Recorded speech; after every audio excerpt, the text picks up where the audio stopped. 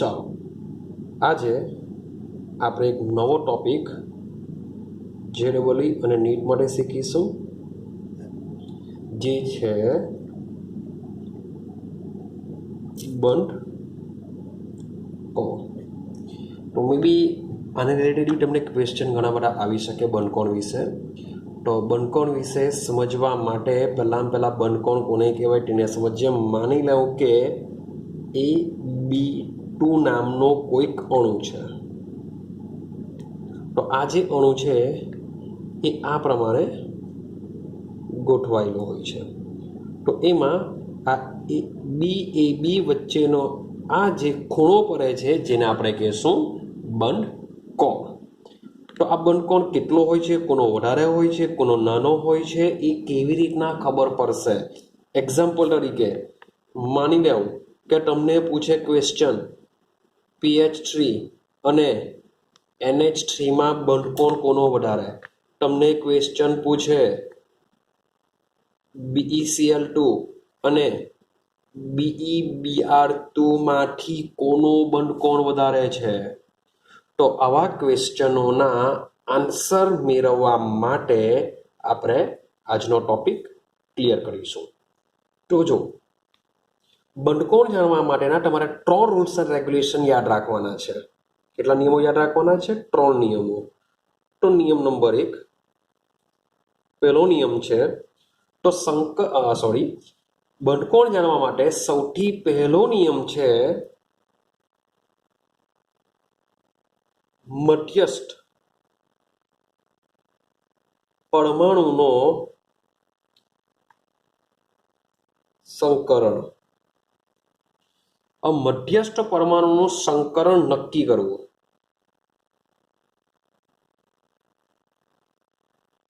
મધ્યસ્થ પરમાણુનું સંકરણ નક્કી કરવું.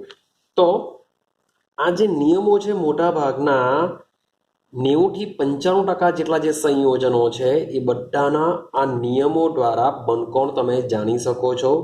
થોડા ઘણા એક્સેપ્શન છે, પણ જે પૂછાય છે, જે એક્ઝામમાં આવે છે, મોટે ભાગે આમાંથી સોલ્વ થઈ જતા હોય છે.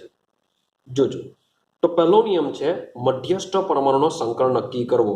જો મધ્યસ્થ પરમાણુના સંકરણ દ્વારા સંકરણ જો તમે કાઢી નાખશો તો એના દ્વારા જ તમને બંધકોણ જાણી શકાય છે કે કોનો બંધકોણ વધારે છે, કોનો ઓછો છે. ચાલો, જેમ કે મધ્યસ્થ પરમાણુનું સંકરણ sp3 હોઈ શકે, sp2 હોઈ શકે, sp પણ હોઈ શકે છે. તો sp3 ની વાત કરીએ તો sp3 નો બંધકોણ હોય છે 109 ડિગ્રી 28 મિનિટ હોય છે. સેમ sp2 ની વાત કરીએ 120 હોય છે, 120 ડિગ્રી હોય છે. અને sp ની વાત કરીએ તો 180 ડિગ્રી હોય છે. તો બંધકોણ પરથી આપણે આઈડિયા આવી જશે કે જેમાં મધ્યસ્થ પરમાણુનું સંકરણ sp થયેલું હોય તો એનો બંધકોણ વધારે હોય છે કમ્પેરિઝન ટુ sp2 અને sp3 કરતા. હવે જેમાં મધ્યસ્થ પરમાણુ સંકરણ sp2 થયેલો હોય તેનો બંધકોણ sp3 કરતા વધારે હોય છે. તો તમે જો મધ્યસ્થ પરમાણુનું સંકરણ જો ડિસાઇડ કરી દે તો તમને બંધકોણનો ચડતો ક્રમ કે ઉતરતો ક્રમ ઇઝીલી ખબર પડી જશે. આ પહેલો નિયમ છે. ચાલો, બીજો નિયમ જોજો. માની લઈએ કે મધ્યસ્થ પરમાણુનું જે સંકરણ છે એ સંકરણ સમાન હોય તો શું કરશું? મીન્સ કે આ જે ક્વેશ્ચન છે એમાં PH3 અને NH3 બંનેમાં સંકરણ સેમ છે. તો મધ્યસ્થ પરમાણુનું સંકરણ સેમ હશે તો શું કરશું? તો તમારે બીજા નિયમ પર જવાનું છે. તો તમારે જોવાનું છે મધ્યસ્થ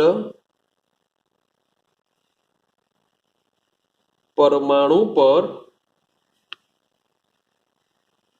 અબંધકારક ઇલેક્ટ્રોન યુગ્મની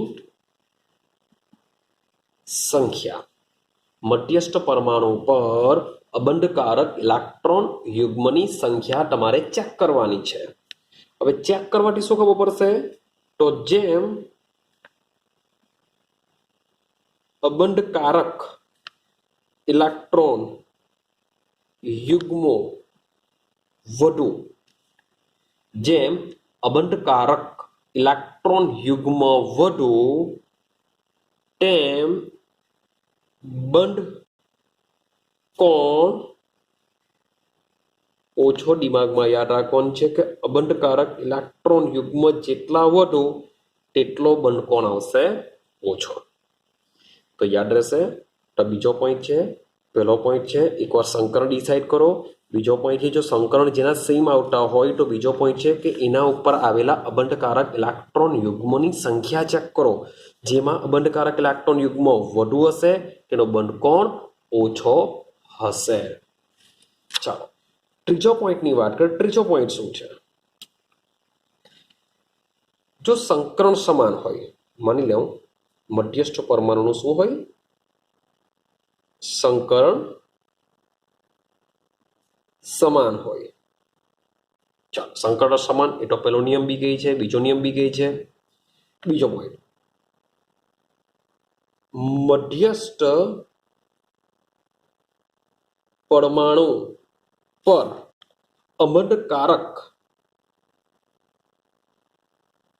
અબંધકારક ઇલેક્ટ્રોન યુગ્મોની સંખ્યા પણ સમાન હોય તો શું કરશો?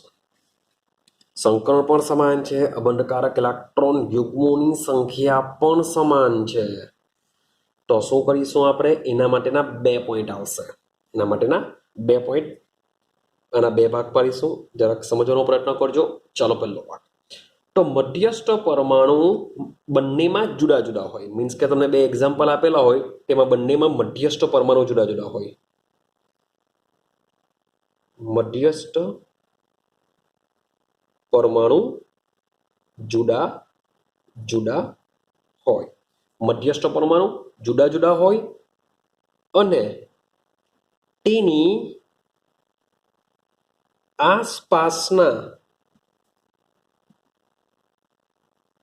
પરમાણુ સરખા હોય. આ પહેલો પોઈન્ટ છે કે માન લો કે એક્ઝામ્પલ તરીકે હું લઈ લઉં, પહેલો જ પોઈન્ટ આખો લખી દઉં. તો આ રીતની જો કન્ડિશન હોય કે મધ્યસ્થ પરમાણુ જુદા જુદા હોય અને તેની આસપાસના પરમાણુ સરખા હોય, તો આ કન્ડિશનની અંદર જેની વિદ્યુતઋણતા વધુ તેનો બંધ કોણ વધુ. જેની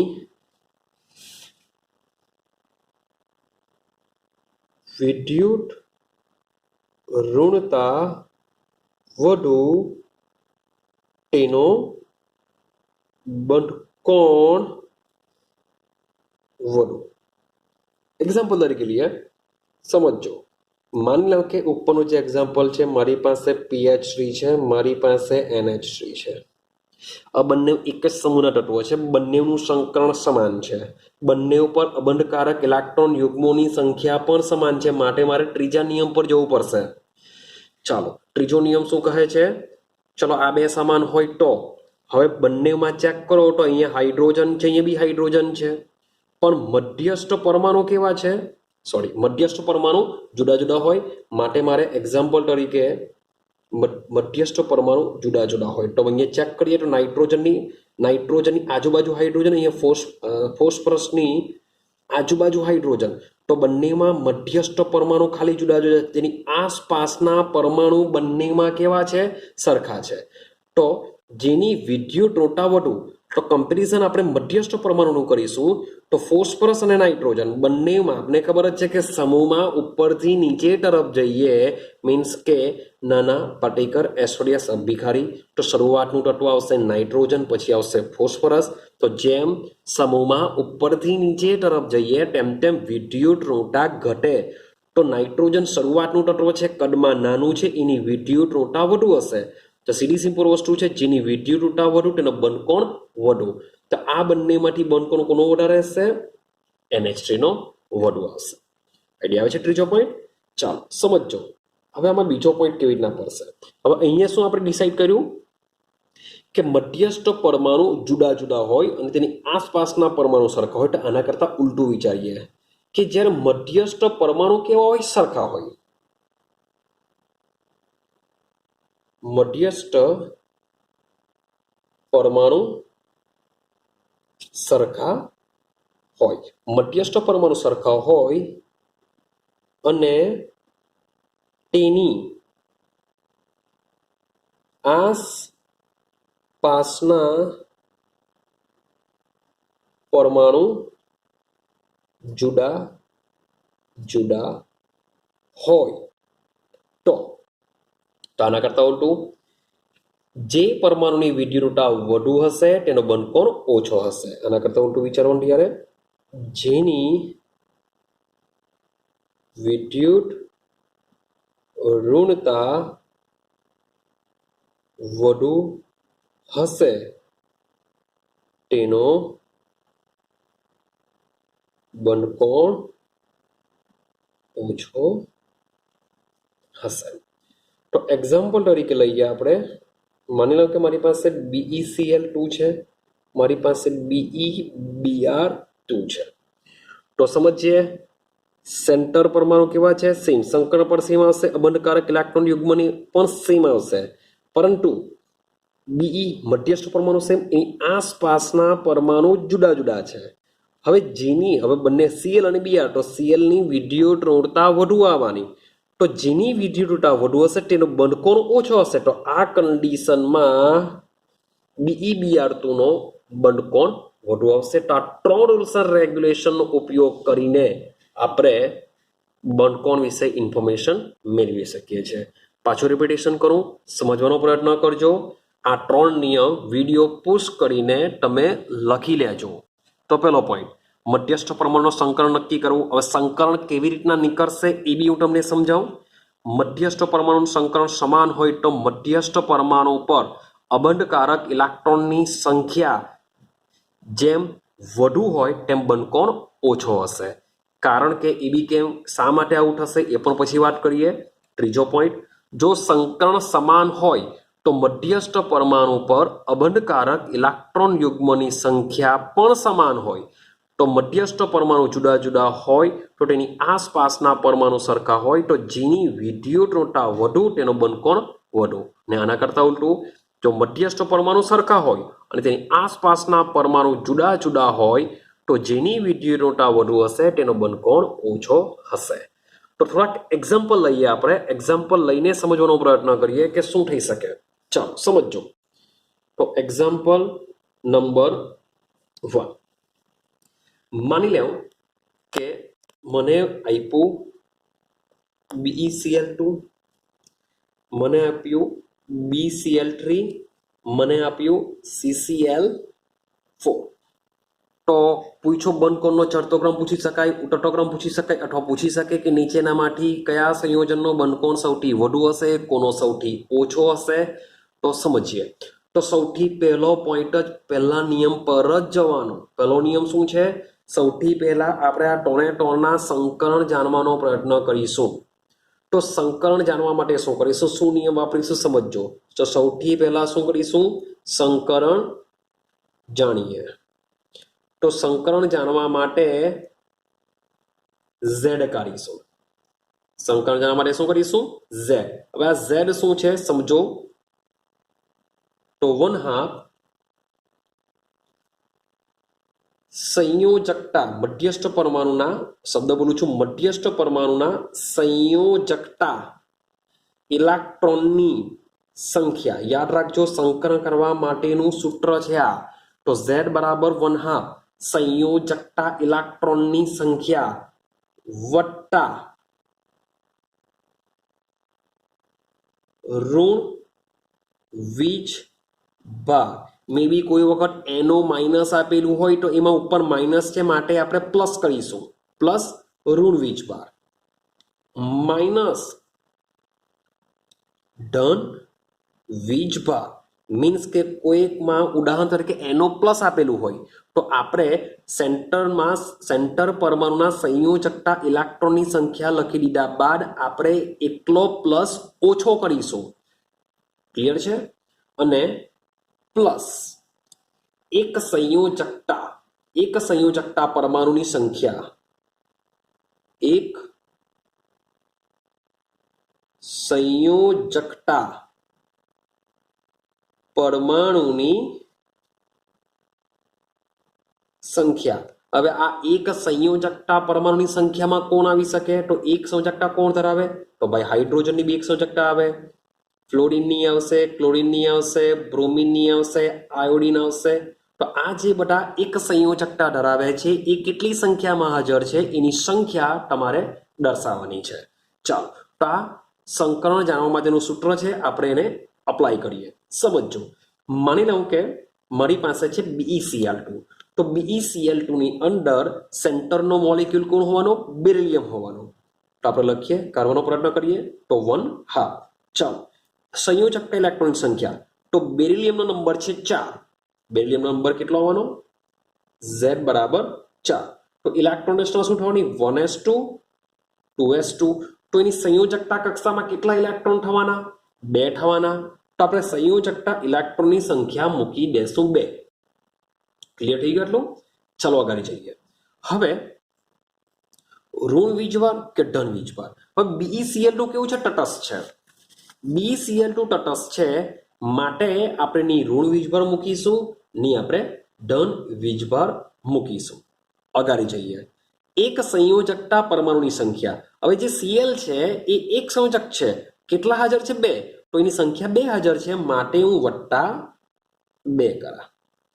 તો Z બરાબર 4/2. આન્સર આવશે 2. હવે Z નો આન્સર જો 2 આવે, જો Z નો આન્સર 2 આવ્યો, ચાલો હું પહેલા બધાના Z કાઢી નાખું, બધા સંયોજનના, પછી હું તમને સમજાવું કે Z ના આન્સર પરથી કેવી રીતના સંકલન જાણી શકાય. તો Z બરાબર 2 આવ્યું. હવે હું BeCl3 માટે Z જાણવાનો પ્રયત્ન કરું. ચાલો સમજો. તો Z બરાબર સૂત્ર છે 1/2. ચાલો, અહીંયા છે સેન્ટરનો એટમ બોરોન. બોરોનનો નંબર છે 5. તો 2 3. બાહ્યતમ કક્ષામાં કેટલા ઇલેક્ટ્રોન આવશે? 3 આવશે. ચાલો, કેટલા? તટસ્થ છે માટે ની ઋણ વીજભાર આવે, ની ધન વીજભાર આવે. 3 પરમાણુ છે ક્લોરીનના, માટે +3. તો 3 + 3 6. 6/2. આન્સર આવશે 3. ચાલો, સેમ જે લાસ્ટ છે CCl4, એના માટે બી કેલ્ક્યુલેશન કરીએ. ચાલો, તો 1/2. કાર્બનની વાત કરીએ, કાર્બન નંબર છે 6 2 4. તો બાહ્યતમ કક્ષામાં 4 ઇલેક્ટ્રોન, માટે અહીંયા મૂકી દેવા 4 વત્તા તટસ્થ છે, નથી ઋણ વીજભાર નથી ધન વીજભાર, માટે આપણે કંઈ બી એડ નથી કરવાનું. Cl ની સંખ્યા છે 4, માટે હું એડ કરા 4. ચાલો, તો 8/2. તો આન્સર આવશે 4. હવે સમજી લેજો કે Z પરથી કેવી રીતના સંકરણ જાણી શકાય. તો યાદ રાખવાનું છે, Z બરાબર 4 હશે તો 4 કક્ષક મીન્સ કે હશે sp3. ભાઈ Z બરાબર 3 હોય તો સંકરણ હોય sp2, 2 ને 3 કક્ષક. Z બરાબર 2 હોય તો આઈડિયા આવી ગઈ હશે, સંકરણ હશે sp. મીન્સ કે Z ની જેટલી સંખ્યા આવશે એટલું સંકરણ થાય. 4 આવ્યું એટલે સંકરણ sp3, 3 આવે એટલે sp2, 2 આવે એટલે sp. તો સમજો, તો CCl4 નું સંકરણ કયું થવાનું? sp3 થવાનું. BeCl3 નું સંકરણ કયું થવાનું? sp2 થવાનું. ભાઈ BeCl2 નું સંકરણ કયું થવાનું? sp થવાનું. તો મેં તમને આગળ જ કીધું, sp નો બંધકોણ કેટલો હોય છે? 180. sp નો કેટલો હોય? 120. sp નો કેટલો હોય? 109.28 ડિગ્રી. તો એનો મતલબ એમ થાય કે સૌથી વધારે બંધકોણ હશે BeCl2 નો, પછી આવશે BeCl3, પછી આવશે CCl4. તો ઇઝીલી આપણે જાણી શકીએ છીએ. તો સંકરણ કરતા તમને આવડવું જોઈએ. સંકરણનું સૂત્ર પોઝ કરીને લખી લેજો, પોઝ કરીને, કે Z બરાબર 1/2 મધ્યસ્થ પરમાણુના સંયોજકતા ઇલેક્ટ્રોનની સંખ્યા વત્તા ઋણ વીજભાર, જેટલો પર કોઈ નેગેટિવ, કોઈ ઋણ વિજભારિત અણુ આપેલો હોય તો એના માથા ઉપર જેટલો પણ ઋણ વિજભાર હશે એ ઋણ વિજભાર પ્લસ કરીને લખવાનો. પણ જો કોઈક અણુ ધન વિજભાર ધરાવતો હોય તો એના માથા ઉપર જેટલો પણ ધન વિજભાર હોય એટલો બાદ કરવાનો. વત્તા એક સંયોજકતા પરમાણુની સંખ્યા, હું વાત કરું છું માત્ર ને માત્ર એક સંયોજકતા પરમાણુની સંખ્યા માટે દ્વિસંયોજક જો હોય તો એની સંખ્યા આપણે દર્શાવીશું નહીં. તો આ સૂત્રનો ઉપયોગ કરીને ઝેડ પરથી સંકલન જાણી શકીએ છીએ અને સંકલન પરથી ઇઝીલી બંધકોણ જાણી શકાય. ચાલો બીજું એક્ઝામ્પલ લઈએ. હવે જોઈએ એક્ઝામ્પલ નંબર 2. જરાક તમને આઈડિયા આવી ગયા હશે. ચાલો સમજો. માની લો કે તમને આપેલું હોય NO2 પ્લસ આપેલું હોય, તમને આપેલું હોય NO2 માઇનસ આપેલું હોય. NO2 પ્લસ આપેલું છે, NO2 માઇનસ છે. તો આપણો પહેલો જ નિયમ આપણે યાદ રાખીશું, સંકરણ જાણવાનો. હવે જરાક ફાસ્ટ કરીએ. Z બરાબર 1/2 સૂત્ર છે આપણું. મધ્યસ્થ પરમાણુ નાઇટ્રોજન હોવાનો, નાઇટ્રોજન નંબર છે 7 માટે 2 5. તો સંયોજકતા ઇલેક્ટ્રોનની સંખ્યા થવાની 5. હવે સમજો માથા ઉપર પ્લસ છે માટે હું -1 કરા. ઓક્સિજન છે દ્વિસંયોજક છે માટે હું અહીંયા કઈ નહીં મૂકા, કૌંસ પૂરો કરી દેવા. તો Z ની સંખ્યા આવવાની 4/2 ઇઝ ઇક્વલ ટુ 2. Z ની સંખ્યા 2 એનો મતલબ થાય NO2 પ્લસ નું સંકલન કયું હશે? Sp હશે. એકદમ સિમ્પલ થઈ ગયું. NO2 માઇનસ ની વાત કરીએ તો Z બરાબર 1/2. સેમ અહીંયા બી સેન્ટર પર નાઇટ્રોજન જ આવવાનો 2 5 મીન્સ કે બાહ્યતમ કક્ષામાં 5 ઇલેક્ટ્રોન. અહીંયા માઇનસ છે હવે માટે હું કરા +1. ઓક્સિજન છે દ્વિસંયોજક કહેવાય માટે એની સંખ્યાને હું અહીંયા લખતો નથી. માટે Z બરાબર થઈ જશે 6/2. આન્સર આવશે 3. માટે આનું સંકલન થઈ જશે sp2. ચાલો તો આઈડિયા આવી ગયો હશે. અનુસંકરણ છે sp, અનુસંકરણ છે sp2 માટે NO2 પ્લસ નો બંધકોણ વધારે હશે. બોલો ક્લિયર થાય છે? આઈડિયા આવે છે? હા કે ના? તો સંકલન દ્વારા તમે ઇઝીલી બંધકોણ સમજી શકો છો, જાણી શકાય છે. ચાલો એક્ઝામ્પલ નંબર 3 સમજવાનો પ્રયત્ન કરીએ. એક્ઝામ્પલ નંબર 3 માં એક્ઝામ્પલ લેવું. માની લો કે મારી પાસે CH4 હોય, માની લો કે મારી પાસે NH3 હોય અને માની લો કે મારી પાસે છે H2O. હવે આમાં સમજવાનો પ્રયત્ન કરીએ. સમજો બરાબર. તો સૌથી પહેલો નિયમ છે મારો, શું કરીશું આપણે? સંકલન જાણવાનો પ્રયત્ન કરીશું. તો સંકલન જાણવા માટે આપણે Z લખીશું. Z બરાબર, જ્યારે ટ્રાય કરજો પોઝ કરીને, તો હું લખું છું 1/2. કાર્બન છે તો 2 4. તો બાહ્યતમ કક્ષામાં 4 ઇલેક્ટ્રોન. તટસ્થ મોલેક્યુલ છે, કઈ નહીં આવશે પણ હાઇડ્રોજન એક સંયોજક છે તેની સંખ્યા છે 4. તો વત્તા હું 4 કરા તો 4 ને 4 8 મીન્સ કે Z બરાબર 8/2 માટે આન્સર આવશે 4. ચલો આન્સર 4 આવ્યો એટલે સંકલન કયું થઈ જવાનું? sp3. ચલો મળી ગયું, વેરી ગુડ. આ બાજુ ગઈએ તો 1/2. નાઇટ્રોજન નંબર છે 7 માટે બાહ્યતમ કક્ષામાં આવશે 5 ઇલેક્ટ્રોન 2 5 એટલે કે 5. તટસ્થ છે, હાઇડ્રોજનની સંખ્યા છે 3 માટે હું 3 એડ કરા તો Z બરાબર બોલો કેટલા આવશે? 8/2 ઇઝ ઇક્વલ ટુ 4. તો આનું બી સંકલન કયું થવાનું? sp3 થવાનું. પાણીમાં આવી જઈએ તો Z બરાબર 1/2. સેન્ટર મોલેક્યુલ આવશે ઓક્સિજન. ઓક્સિજનનો નંબર છે 8 માટે 2 6. તો બાહ્યતમ કક્ષામાં આવશે ઇલેક્ટ્રોન 6. હાઇડ્રોજન એક સંયોજકતા ધરાવે, એની સંખ્યા છે 2 માટે અહીંયા 2 મૂકી દેવા. તો Z બરાબર થઈ જશે 8/2. આન્સર આવશે 4 માટે આનું બી સંકલન થઈ જશે sp3. તો મગજમારી જે પહેલો રૂલ્સ એન્ડ રેગ્યુલેશન હતો કે જે સંકલન દ્વારા આપણે સોલ્વ કરી લેતા હતા, પણ જે ત્રીજું એક્ઝામ્પલ છે તમે ચેક કરશો તો બધાનું કેવું છે? સંકલન સેમ છે. તો પહેલો નિયમ આપણો કોઈ એમાં કામ નહીં કરે. તો બીજા નિયમ પર જઈએ કે જ્યારે મધ્યસ્થ પરમાણુનું સંકલન સમાન હોય ત્યારે જે પરમાણુ પાસે અબંધકારક ઇલેક્ટ્રોન યુગ્મોની સંખ્યા વધુ હોય તેનો બંધકોણ કેવો હશે? ઓછો હશે. હવે સવાલ એવો આવે કે અબંધકારક ઇલેક્ટ્રોન યુગ્મોની સંખ્યા કેવી રીતના જાણી શકાય? તો સવાલ એ આવશે. તો વિચારીએ કે ભાઈ સંખ્યા કેવી રીતના જાણી શકાશે? તો એનું એક જ છે કે જે તમારો Z ની વેલ્યુ આવેલી છે એ Z ની વેલ્યુ અને જે પરમાણુની સંખ્યા છે એને બાદ કરી દેવું. પાછું રિપીટેશન કરું. અબંધકારક ઇલેક્ટ્રોન યુગ્મ જાણવા માટે હું શબ્દ બોલું છું એનો બી એક નિયમ આપણે બનાવીએ. અબંધકારક ઇલેક્ટ્રોન યુગ્મ જાણવા માટે શું કરીશું આપણે? જે આપણે ઝેડ શોધીએ છીએ એ ઝેડ માંથી પરમાણુની સંખ્યા બાદ કરીશું. જેમ કે CH4 માં વાત કરીએ, CH4 માં ઝેડ મારો કેટલો આવ્યો? 4. ચાલો તો 4 અબંધકારક ઇલેક્ટ્રોન યુગ્મ, અબંધકારક ઇલેક્ટ્રોન યુગ્મને શું કહેશું? Lone pair electron. તો અહીંયા લખું છું lone pair electron is equal to, તો lone pair electron is equal to Z minus પરમાણુની સંખ્યા ઝેડ તરીકે 4 આવે છે. પરમાણુ કેટલા છે? 4 hydrogen. -4 is equal two 0 means કે કાર્બન પર કોઈ અબંધકારક ઇલેક્ટ્રોન યુગ્મ હોતું નથી. NH ની વાત કરીએ તો સેમ લોન પેર ઇલેક્ટ્રોન જાણવાનો પ્રયત્ન કરીએ તો lone pair electron is equal two, ચાલો તો ઝેડ કેટલો આવેલો છે આમાં બી સેમ 4, હાઇડ્રોજન પરમાણુની સંખ્યા 3 ઇઝ ઇક્વલ ટુ 1. આનો મતલબ શું થાય કે નાઇટ્રોજન ઉપર એક અબંધકારક ઇલેક્ટ્રોન યુગ્મ હોવું જોઈએ.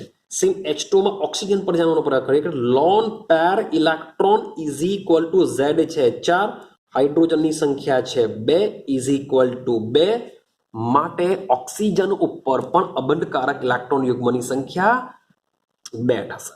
તો પહેલો નિયમ તો કામ નહીં કર્યો, બીજો નિયમમાં કામ કરશે કારણ કે સેન્ટર પરમાણુ ઉપર જે અબંધકારક ઇલેક્ટ્રોન યુગ્મો છે એ કેવા છે? અલગ અલગ છે. આમાં 0 છે, આમાં એક અબંધકારક ઇલેક્ટ્રોન યુગ્મ છે, આમાં 2 અબંધકારક ઇલેક્ટ્રોન યુગ્મ છે.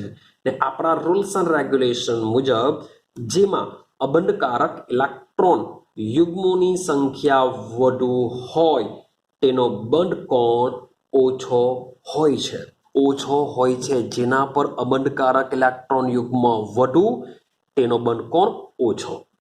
તો શા માટે ઓછો એ બી જરાક જાણવાનો પ્રયત્ન કરીએ. સમજો CH4 છે તો CH4 માં હાઇડ્રોજન હાઇડ્રોજન હાઇડ્રોજન આ રીતના સમચતુષ્ફલકીય આકારે ગોઠવાયેલો હોય છે.